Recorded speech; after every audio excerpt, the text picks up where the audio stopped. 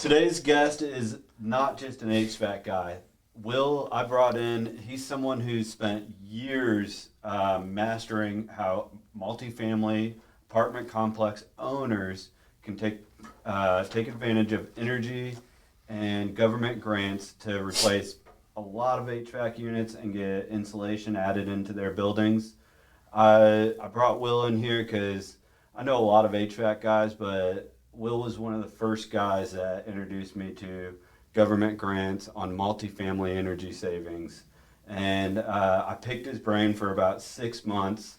We ended up writing a book about saving money on energy, saving money with energy grants for multifamily homeowners. So I'm going to go through, and if it's okay, I'm going to ask you quite a few questions. This podcast, I wanted it to be for apartment owners, but also for apartment tenants. The tenants in low-income apartments with those 40-year-old HVAC units. Oh yeah, that are paying like $300 to $1,000 a month in the summer. paying for something that they don't even feel cool whenever they come home. Having trouble sleeping in their apartment unit. Oh yeah, yeah. I mean, Texas is a hot state, and it's not getting cheaper. Not cheaper. I was going to say cooler. Oh well, there is a thing called seasons. Occasionally that changes, But for the most part, Texas is a hot state. I feel like the best joke about Texas is when are the seasons?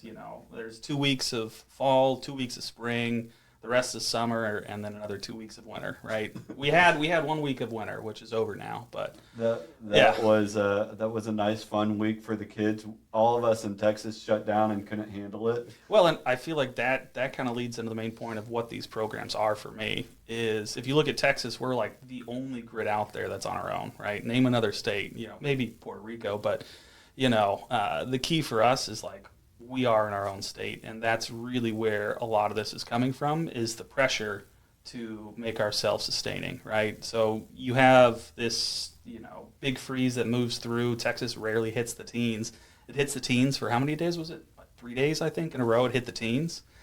Think about all those electric resistance heaters that are going on in your all these units, and just think of that as like a big straw. And as it gets colder and colder, we're sucking more and more juice to pay for our heating in these places. And it's just that straw is getting pressed. And when that straw gets pressed, like 2021, it shuts off, right? Break, shut off, big power failure. So oh yeah. So I guess these programs for apartment owners to replace all their HVAC is to get more modern and more energy efficient units.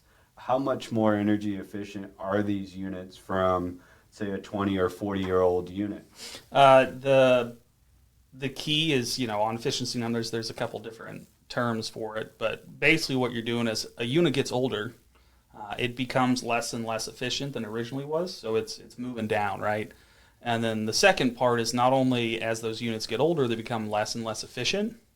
The new units, even from the starting point of when those units are new, are like 20 to 40% more efficient. So really it's a question of how old are your units, that efficiency, and then how long have they been alive, so if you got old units that are from the 90s, it's probably closer to 40, right? Yeah. Oh, wow. What made you realize multifamily owners were leaving massive amounts of money on the table when it came to energy and HVAC? Smart business partners. No, I've been in the grant sector for a long time. Right after college, whenever I got out, I applied for electric energy infrastructure upgrades, so charging systems that were able to add level 2, level 3 chargers for electric vehicles, right whenever I got out of school. So I've known about grant funding since then. It changes who's paying for it and what their motive is all the time. So when I started back in Texas, doing more grant stuff, my business partners helped me bring to front the grant money that we can find through energy efficiency.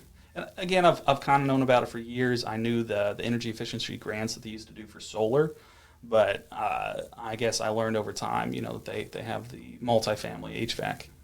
So why is replacing one unit at a time actually one of the most expensive strategies an owner can choose. Well, I feel like that's just simple economics, right? Like every single time that I have to show up on site, I have to make a phone call, manage a guy, send a contract, sign a contract. They have to figure out where the unit is, all that kind of stuff, right? That all takes so much time. You know, if we're putting in one HVAC unit, let's say there's 5 hours of, you know, dilly-dallying, sending an order in for equipment and calling this owner and sending a contract, you're going to have to pay for those 5 hours, right?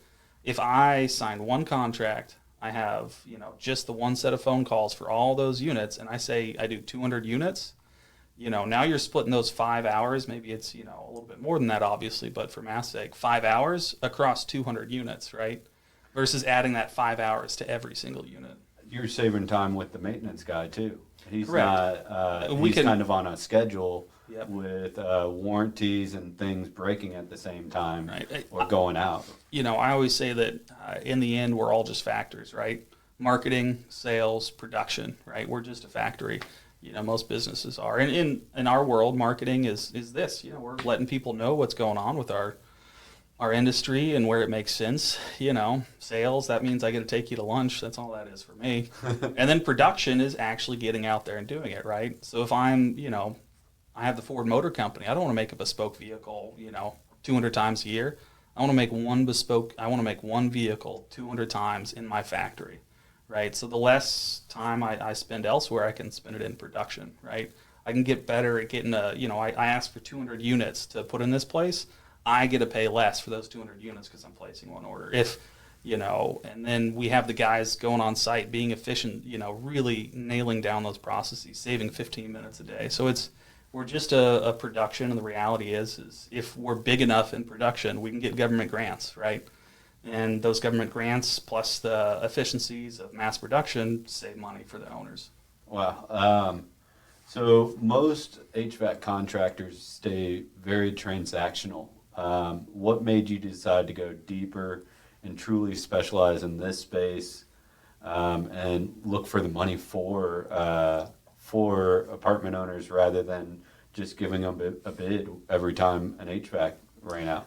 You know, I think that the joke is, you know, you can either be first, right? You can be better, or you can be different, right? And for me, you know, I feel like a lot of times on these large HVAC contracts, it's a race to the bottom. You know, how much am I willing to, you know, cut off here? If I use the original thermostat wire, I can make an extra $10, you know, and I'm going to do it this way. And, you know, I don't care to race to the bottom. You know, I want to have one quality product. I want to have, you know, a couple good customers. I don't want to have all the customers I can, all the units I can, and just, you know, crunch out the numbers. And it just felt like I wanted to do it different, right? And my background that I've had for years in, you know, writing for grant money for different projects just made sense to keep me as different. I know I am different, but, you know, that keeps me different in business. Do you see yourself more as an HVAC expert or as someone helping owners make smarter financial decisions for their building? That's a good question. You know, I think for me, what I enjoy doing more is the data, right? You know, everybody kind of enjoys different parts. For me, it's the information. I love being able to get into the nitty gritty. What equipment is there? You know, what kind of money can I get for it? You know, how many units can we do to approve this? Is there any other money? Can we do lights for you? Like, I really enjoy, oh, you've got a new thing you want to do, you know, flat roof insulation. Let's figure that out. All right, how do we get it funded this way? What kind of I love all the details of it. And so I'd say that I'm definitely more of a grant guy. Awesome. How often do HVAC systems qualify for replacement under an insurance claim after hail? And owners just don't realize it. Yeah, so what you're looking at there, you know, I know I kind of look at things in a different way, which I like. I look at it as the outside of your unit, right? You look at the outside of a unit that's a little bit older in Texas, right? There's no metal protective guard and all that kind of stuff, or maybe the grate at the top of it is pretty wide open to let airflow through. Well, that's how hail gets through, right? And if I go over to your HVAC unit today and I hit the outside of those little metal fins like on a radiator with a baseball bat, is your AC going to work that well? I mean, I hear it does cause some damage, but Yeah. Well, and the idea is hail is the baseball bat, right? Hail is hitting your fins and making it less efficient. So not only are you losing efficiency, consuming more electricity, on top of that, hail damage that unit. It only takes to have a significant difference, 10 to 15% of your fins, if they're damaged by hail, basically makes the unit unusable. And then on top of that, a lot of units are older gases, right? All these gases that I can't buy anymore. It's illegal. I can't, go out and buy R410 very easily. So I'm going to have to put in a new unit for you because the gases change, right? and how do the owners miss it so much? If you really look at it, when was the last time you picked every bug off your radiator when you went on a road trip? Okay. I guarantee if we went out to your radiator right now and I looked through it, I would find bugs all over the place. I'd find rock dents. When was the last time you looked at your radiator in full, complete review? So it's the inspection. Correct, It's just being very key to details on the inspection. Yeah, I mean, maybe if you drove a brand new Mercedes and I went out there, I may not find much damage. But if you're a contractor and you drive like we do, you probably got a few bugs and dents on that thing. So back to the grants. I've met a lot of HVAC guys doing roofing, flat roofing. There's lots of damaged HVAC or AC units on the roofs from hail damage. Yeah. I've worked with quite a few companies on replacing them due to hail damage. Correct. But how I met you was I got beat on a bid. I'm sorry. I got beat on a bid. Well, not only you got beat significantly, you got beat to where the contractor's like, how is he making money? Well, right? I mean, exactly. You saw my numbers and you're like, how is Will making money? Who is this guy? So we were at 30-something units at about close to 300,000. And the owner told me, hey, I want to use my own guy. He's going to do 75 units for about 170,000 or 160,000. And I called my guy and I was like, hey, we're losing the bid. Can you get a government grant or something? And he's like, no. And then I called another HVAC guy and I was like, hey, you know anything about these government grants? And he's like, no. I was just like, then I was like, hey, Michael, I need to meet your HVAC guy.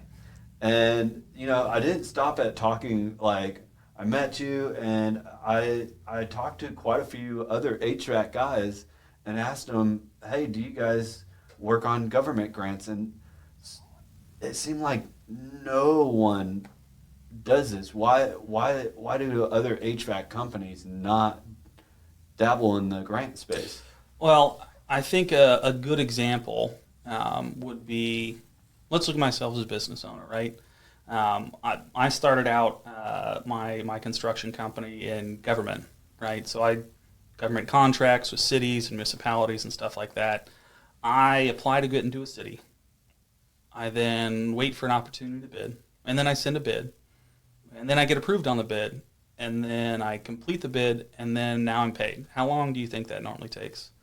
I mean, it sounds like a year. Yeah, about 9 months. If it's a big enough contract, it's about 9 months. And sometimes I chase, a government agency for a year or two before I even get into bid, right? Wow. If I'm an HVAC contractor, what's my goal here? My goal is cash flow, right? So I want to get in, I want to get the work done, and I want to move on, right?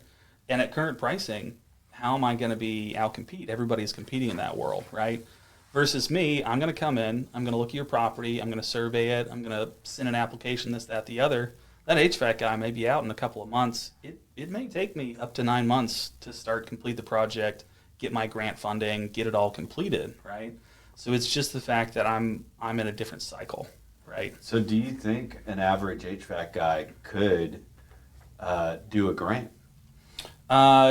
Yeah, I think that an average HVAC guy that has all the correct qualifications, correct insurance, correct experience, licenses, everything. Yeah, sure, you could figure it out, but I think that's the key that you're asking about is how do I know about it, understand it, and know how to navigate it? Because it's not like, another factor, it's it's not an industry secret per se. It's just the reality of it is, you go to this guy and he gets you how much? You come to me and I get you how much? Right? Like there's more to it than just, oh, I checked these boxes and sent this application with my name in. It's not a one-page contractor application. So the more experience you have in this, the more grant money can be secured per unit, you're saying? Again, yes, but there's always going to be someone that's faster than you at running and someone that might be slower than you at running. I'm just saying that if you're out there getting competitive bids, I might be able to outcompete a lot of people while running. Because of the details. Not actual running right now. I'm not in that kind of shape, but mountain biking maybe. Mountain biking. Yeah, I know you're a big mountain biker too. I Yep. mean, give me a bike. Let's race. I don't want to race on foot. I'm not that fast, but I like to jump. Yeah, exactly. I come from a family of runners, so I grew up doing like turkey trots down in Dallas as a kid and stuff like that. But yeah, I know what you mean. So what's the biggest per unit grant, per apartment unit you've personally seen secured? On a whole property, I think the average was like, I think $29.85 or something like that, almost just under $3K. But some of the units obviously were over $3K and some were just under. It just depends on factors, right? So that takes like a $6,000 unit down to like $3,000 a unit. Oh yeah, absolutely.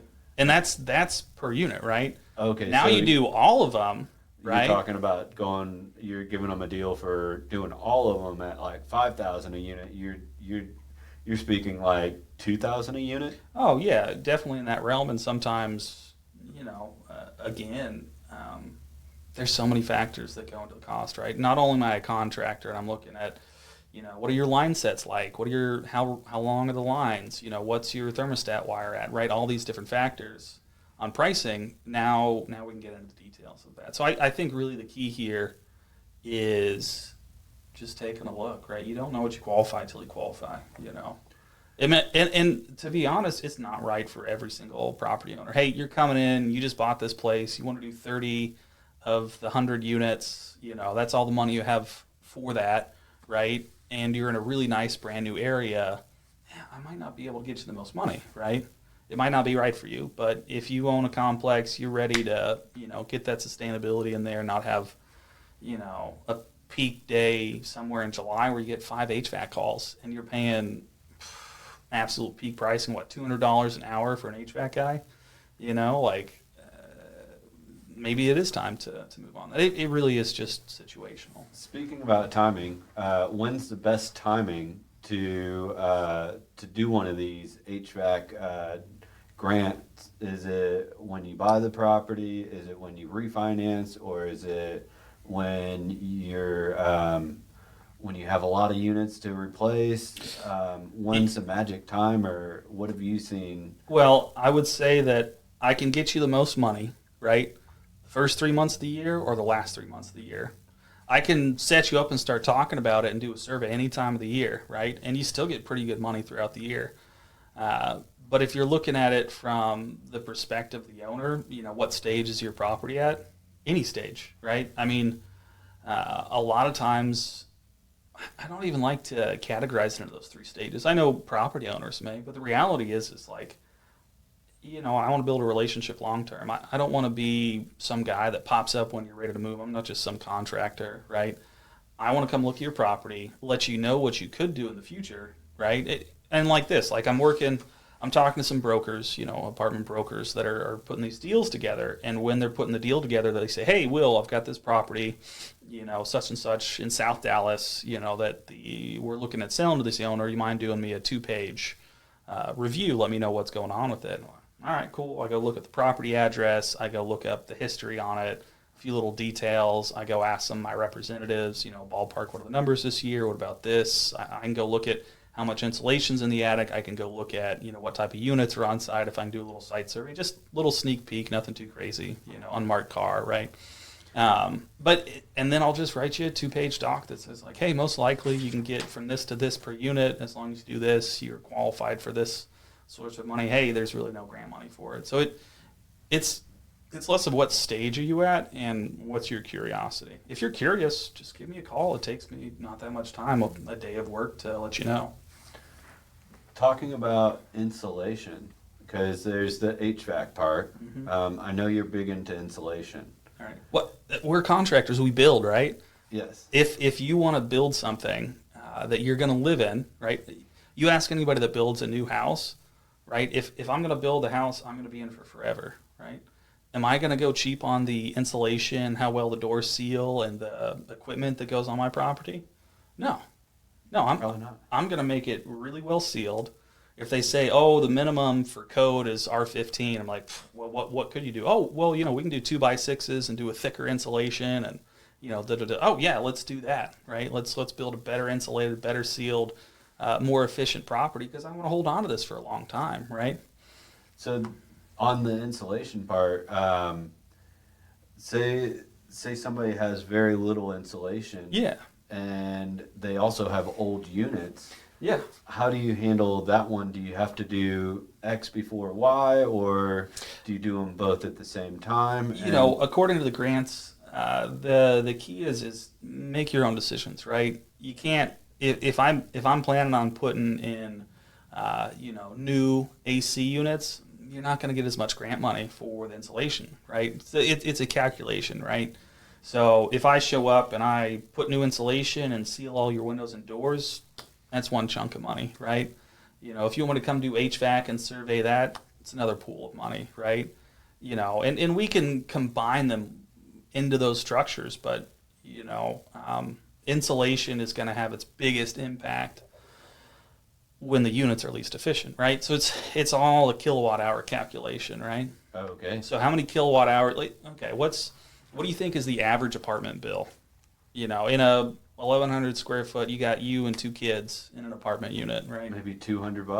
Okay, $200. Maybe $400 if they got old stuff and Okay. it's very inefficient. Oh yeah, yeah. Sometimes these units, it's still like humid and uncomfortable. July, August, I've got 1,100 square foot unit. Maybe the unit is a 90s AC unit, 80s AC unit, heck, 70s AC unit, right? So that thing is constantly running, trying to keep it at a comfortable temperature. It's a little bit humid and sticky in there. It's warmer and colder by your windows, right? So that's the picture I'm kind of looking at just for scope. Now, I come stick a new HVAC unit on it, right? It's going to be blowing good air really efficiently, but can it really keep up with that space? You got air going out the windows and doors. The ceiling is just hot, right? But if I come in and I can give you that good insulation, I can make sure no air is leaving your space, and then I give you an efficient unit, right? So the reality is I'm trying to make a comfortable living space, and having it sealed and insulated with a new HVAC is definitely, going to make it a more comfortable living place. And if I have kids, right, living in this unit with me, they come home from school, they're trying to sleep, they can't sleep, the AC isn't running very good. They keep saying, oh, Mom, I'm hot in the night. I can't, stay cool. I'm tired for school in the morning. Are you going to want to go learn? Are you going to have Maslow's hierarchy of needs met if you can't even be cool in your own apartment during the middle of summer? No. Yeah, that's a bummer. And I'm going to try to make it better for my kids. I'm going to move someplace that has good AC. Just because an AC runs doesn't mean it's good. Yeah. And I feel like that's the motivation part, right? Like, we're all out here doing work, being contractors, trying to get contracts, but it's like, what am I really doing? And I feel like that's more of my purpose side. It's like, is I would rather make spaces more livable for all. That's really what it is. How much, what's the average time people spend in built spaces in the U.S.? It's like 80-90% of their time. Oh, wow. Right? Statistically speaking, to an extent, yeah, 80-90% of my time is spent indoors. So if that's true, I'd rather make it better for everybody, right? If you're going to be inside for most of your life, don't you want to be in a better space? I want it to be more comfortable. I hate sweating in the night. This isn't, maybe if we're sitting on the porch in like the 1920s with no HVAC in South Texas, like, yeah. But this is the modern day. We have a bunch of technology. We're able to understand how things work, and we can make it better, for not only the owners, for the people that live there, the people that want to stay there because there's better HVAC. A good story is I remember working on a complex, and there was something going on in the complex where trying to solve a problem on a Friday afternoon. This new unit we put in, I think just something was going on. We're trying to troubleshoot before the end of the day. AC unit was running, everything was running good in there, and we go in, and there was. It's a 1-bedroom apartment, little 800 square foot apartment, right? And there's like 12 people in here, 10 people in here, and I'm trying to understand, like, man, there's a lot of people here. Like, what's going on? And I'm asking, apparently it was grandma's unit. They were just grandma and grandpa's unit we were doing. And the whole family came over, specifically because they just got new AC. It was the coolest place to be. I mean, it was comfortable in there. It was the coolest place to be. They all kind of lived in apartments across the South Dallas area. And they're all hanging out in the brand new AC because they want to be cool before they go back to work next day. All the kids were playing in there. I mean, you're creating a better space for all. And I feel like that is where I drive my purpose from. Is like I get to make a better space where people spend 80% of their lives. I mean, hopefully you don't spend 80% of your life in your apartment unit, but divided up to work in a building. Yeah, and yeah, apartment exactly. living. I think I get it now. I'd say hopefully I'm at least at like a 70% inside. I know I sleep, but I like being outside and walking places and dealing with stuff. So does this info apply to other types of large buildings like warehouses, churches, office buildings, or is it strictly multifamily? Oh, it does. It applies to a vast amount. If you consume energy, there is likely a program that covers your space. It may not be the same. It may not be the most money, maybe less, and maybe more. But if you live in a built space that's connected to electricity, it's not off grid, yeah, there's probably some money somehow. It's just a question of how do you get it, and do you qualify for it, right? If you live in a mansion downtown, right? There might not be. I might not be able to get some money for you. But if you're living in a unit that has older electricity, older equipment, if you're living in a house that has older equipment, if your worship space is struggling to keep up in the middle of July and August, yeah, there is likely some grant money for that. So even if there's no grant money, it's excellent information. If you have a little amount of insulation, your AC unit's working harder. Correct. Your AC motors are going out more, your solenoids are going out more, you have more repair maintenance costs to that AC unit. It's a negative feedback loop, right? Every single door I leave open makes the AC unit work harder, makes it less efficient. Oh, those little kids Consumes are making our AC units okay, break. that's fair. I can't. There's no grant for that. Okay, you're gonna have to figure that out. You gotta shut the dang door.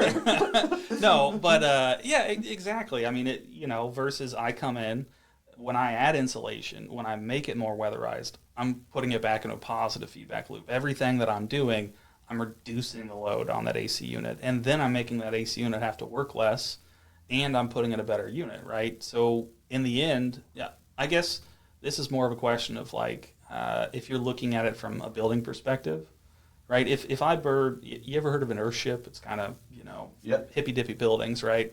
Cool. I like love the design. It's interesting. I love being engaged. But with those, I'm building an earthen space where the ground that stays at a pretty consistent temperature is able to cool and heat the space. I leave it in the sunlight. I mean, I don't even need HVAC if I live in the right place and I design the building right? If I take a metal box, shipping container, right? I stick it in the middle of the Arizona desert, Texas desert, whichever desert you want, and I put you inside of it, which one are you going to choose? Are you going to choose the metal box in the middle of the desert or the earthship in the middle of the desert? Earthship all the way. Okay, right? So in a sense, maybe it's an apartment complex that, doesn't really have much shade tree around it, not much insulation, although that caulking on the gaps of the windows is gone. That door seal has been open and closed so many times, it's gone. Or I get to put you in a brand new, well-designed, well-insulated, brand new complex where the AC can keep up. It's not running all the time. Which one are you going to choose? And so when the insulation and the air seals are all broken, your AC units running all the time. All it is that door is just every single time that the insulation, weatherization, gap sealing is not as good, you're just cracking that door a little bit more open, right? If I walked into an apartment complex and they had the door cracked and the HVAC running on, what would you think? Like, these people are stupid. What are you doing? Why is your door cracked, right? Yeah, don't open the windows and put the AC on. In a sense, all your blinds are drawn, the sunlight's coming straight in, there's no shade, and you got your door cracked. You would think I'm an idiot, right? Yeah. And I'm not saying that, that's what I think of people, but that's sometimes how I see these units is like, I'm like, man, all this air is being moved. There's like no insulation. Like you're just leaving your door gapped open, So there's much more to the grants other than just HVACs. There's the insulation. You keep talking about windows and doors. There's grant money for sealing all the windows and doors. And there's sometimes, depending on the project, there's even additional money for replacement.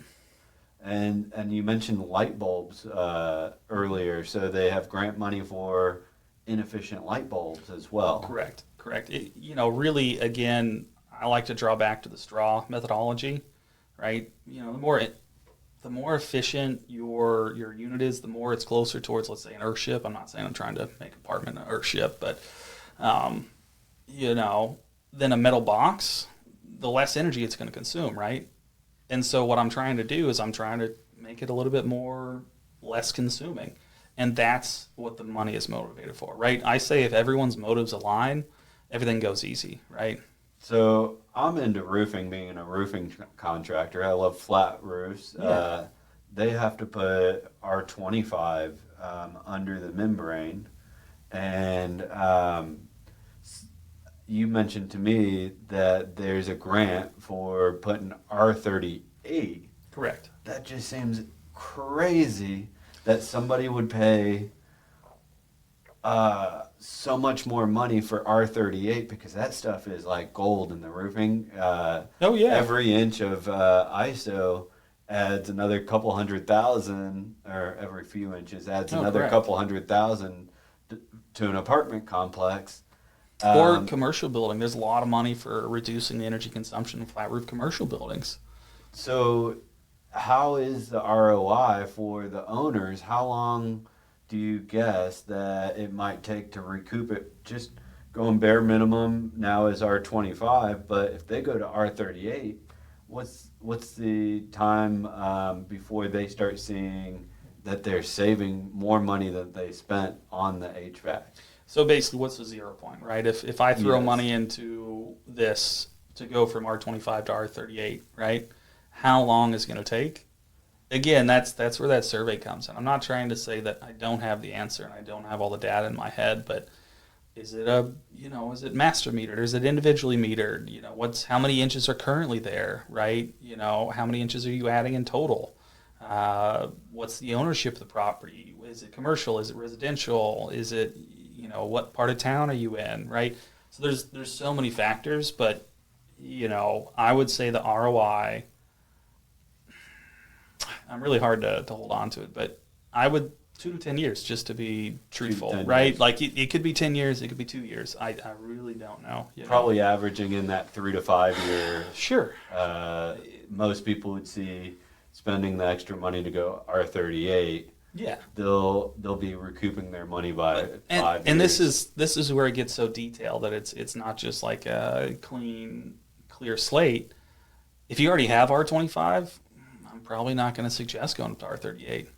If your roof is already sitting there, you're not planning on doing any ISO whatsoever, because it's going to make a difference, but will it make as much dollar difference as spending it on HVAC? No. Will it make as much dollar difference gap sealing? No. Right? Okay, so it's depends where you're at. So the older buildings that have like 1 inch of insulation, we're going to make, they need to go to R38. And Yeah. they'll qualify for a grant. Correct. But then they'll also see the savings in energy cost month after month after month. Right. I'm not the princess and the pea in a sense, right? But if you give me one mattress with a rock on it, you're probably going to add more mattresses, right? I'm not that sensitive, But if you get up to like, So that's really the key is that it's all where you stand now Where are you going? What's your price? It's all these boxes, right? So many different ways to use these grant monies. Well, I think we've talked a lot about different grants. I have a fun 10 questions, maybe jeez. 15. Don't Just get me in quick fire, trouble. rapid fire questions. Ah. Some of these might be funny. Okay. Okay. I just want to end with some goofy questions. What's Okay. the worst system you've seen still running? Worst system. Oh man, I think just out of comical sense, I've seen a unit sitting on a slanted piece of concrete that looks like it's had 5 kids beat up with a baseball bat. It's from 1972. It's older than me, right? And it's chugging along, no debate, and it's not shutting off. Was that thing loud? Oh, dude, you could hear it from a mile away. That's what I've noticed about. I mean, those. respect. They don't make them like they used to. Sure, don't get me wrong. Oh, they don't make them like they used to. Yeah, no, they don't. They make them way better than they did. Yeah, sure, your 1972 Gremlin might get you down the road, but I don't know about driving that every day. I think I seen one where they jumped off a retaining wall onto the AC unit. It was kind of smashed a little bit. Oh yeah, but it was still running. It was a loud one. Like an airplane. Oh, and you see all sorts of stuff. Like I'll go inside and look at the inside internals of the HVAC unit, and it's like, oh, my cousin John came over the other day and he did this thing, and it's like half the unit is missing, or like, oh yeah, he's done a little bit of stuff. I don't know, he's kind of, struggling with drugs these days, and it's like all the copper line is stolen out of this AC unit, and you're like, who came over? So yeah. I mean, as contractor stories go pretty broad. We'll stay in the zone. Yes, I've seen some crazy stuff. If an HVAC system could talk, what would most of them be screaming? Oh, I feel like they've been running so long they're not even going to try to scream anymore. You know how like if you put it in a chamber, what do they say, torture chamber? Oh, we're gonna make you talk. It stopped talking a long time ago. It's just there. Talking. He's like, well, okay. If I'm an HVAC unit and I get to be in like a Midwestern state, like I'm a heater, no big deal. A little bit of AC here or there. If I'm in Texas, Houston, Corpus Christi, West Texas, El Paso, wherever, right? I'm running like 8-9 months out of the year. You're like, give me air. Oh yeah. Without the moisture. Oh, my favorite is you'll go to rental properties, and a lot of apartments try to switch out their filters to the best ability, but sometimes you got that tenant that just doesn't want you in there, right? And it looks like the whole cat's been sucked up in the filter, So The whole cat. Okay, Yeah. if you had to choose 100 degree in the attic or 100 degree on the rooftop. Well, yeah, I'm gonna say rooftop, and let me explain why. I'm not a small guy, and I have put my foot through my share of ceilings. So I'd much rather be on a a little bit more risky pitch. You're in the direct sun. It's hot to touch, but man, I'm not scared of falling through. I hate the humidity in the attic. In the middle of summer, I can't stand. I just start sweating bullets. I think sometimes it's true, stay in your lane, right? I was like, yeah, I'm going to get an attic, so I'm going to do the full survey. And it's like, you know what? I've got guys that are much better at getting at attics than me. I've got guys that are younger than me. I've got guys that, are a lot more skilled than me. So, What's the most creative temporary fix you've seen someone attempt?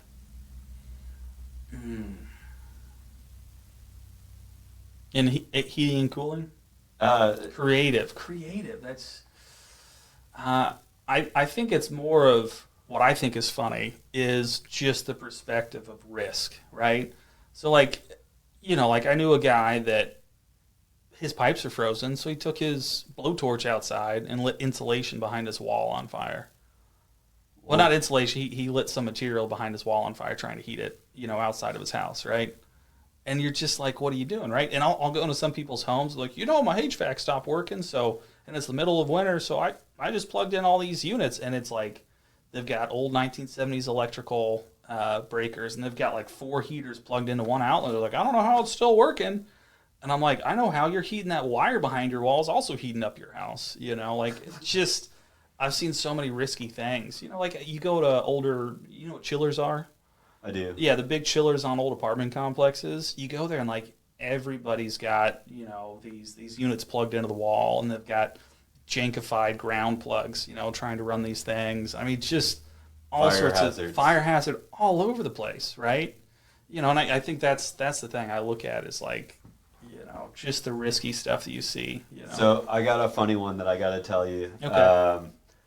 Laura had a husband, ex-husband now. She sent him up into the attic, or the AC. Yeah. The drain pan leaked all over their ceiling, Mm-hmm. and he goes, "Hey, I'm gonna fix it. We're not calling an expensive HVAC guy."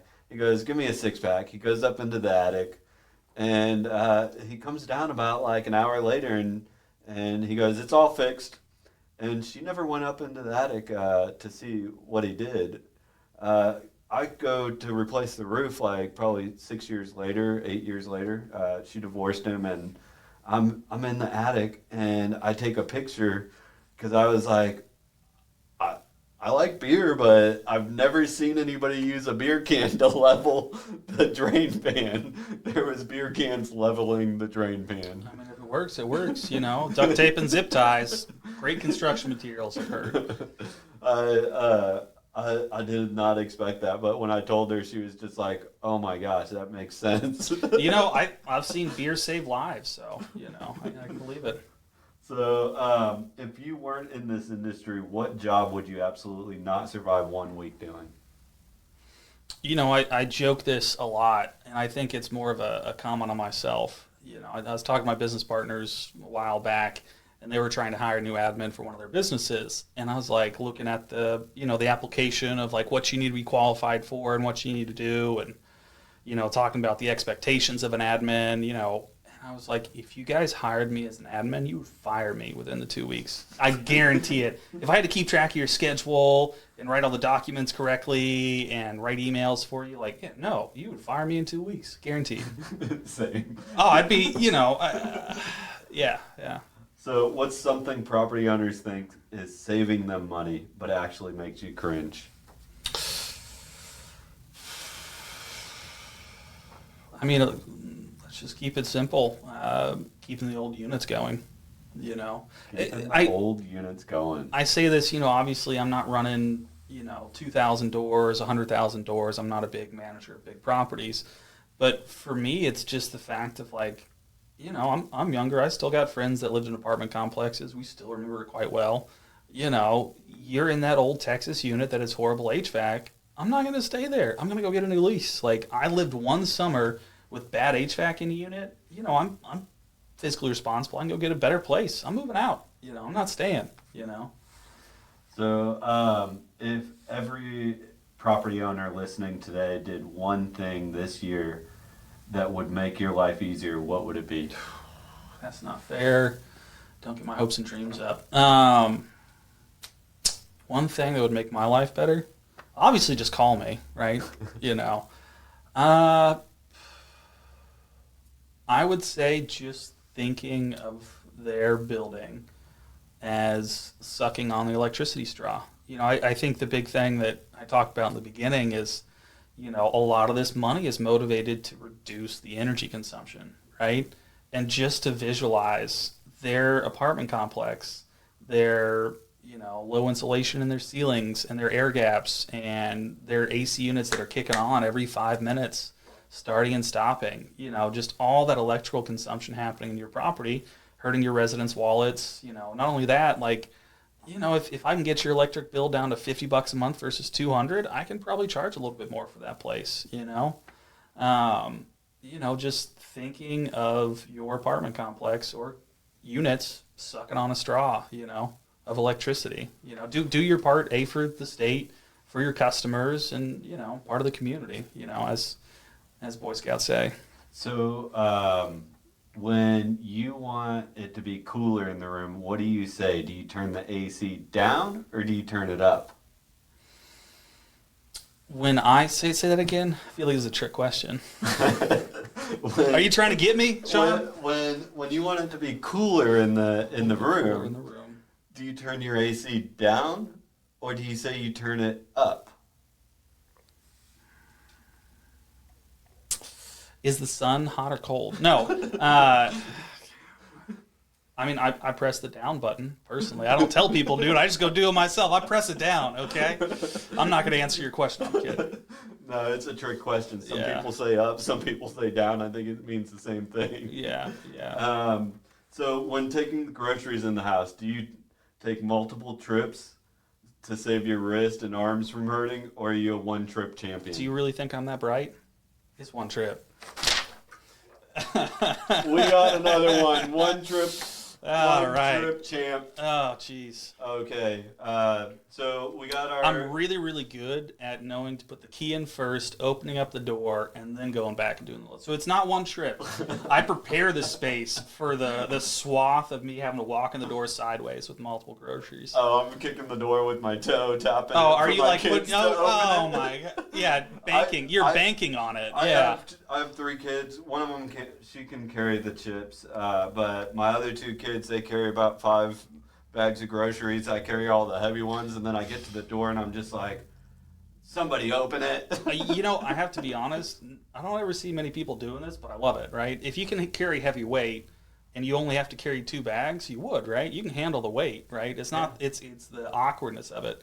You ever thought about putting 2 IKEA bags in your trunk, and when you go unload all the groceries into your trunk, you just load it in 2 IKEA bags, and now you're just Santa Claus, just hawking up the steps. Yeah, my wife does that. I'm not too. Okay, so maybe me and your wife are on the same bright scale or something. Yeah, like that.